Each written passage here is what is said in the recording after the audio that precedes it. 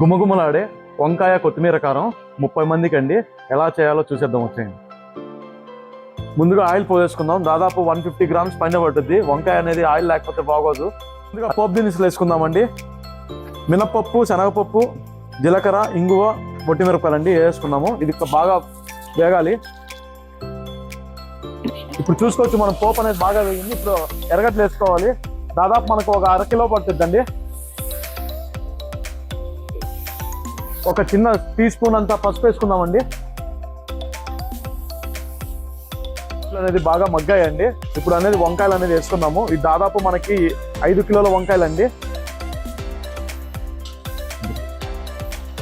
వంకాయలు అనేది బాగా మగ్గడానికి మనం ఇప్పుడు రాళ్ళుప్పు అనేది వేసుకున్నామండి. ఇప్పుడు వేయడం వల్ల బాగా మగ్గుతుంది, త్వరగా మగ్గుతాయండి. ఇప్పుడు దాదాపు మనం వచ్చేసి 50 గ్రామ్స్ వరకు మనం సాల్ట్ అనేది వేసుకున్నాము.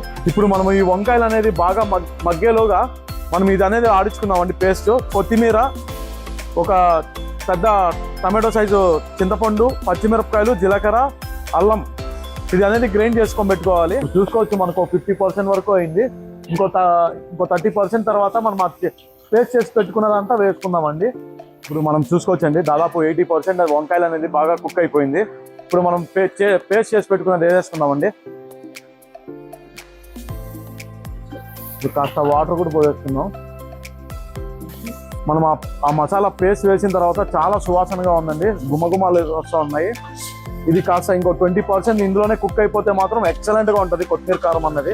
ఇంకో 20% కుక్ అవ్వగానే మనకి వంకాయ కొత్తిమీర కారం ప్లస్ అల్లం చాలా చాలా సూపర్ టేస్టీగా ఉంటుంది. వైట్ రైస్లోకి కానీ చపాతీలోకి కానీ.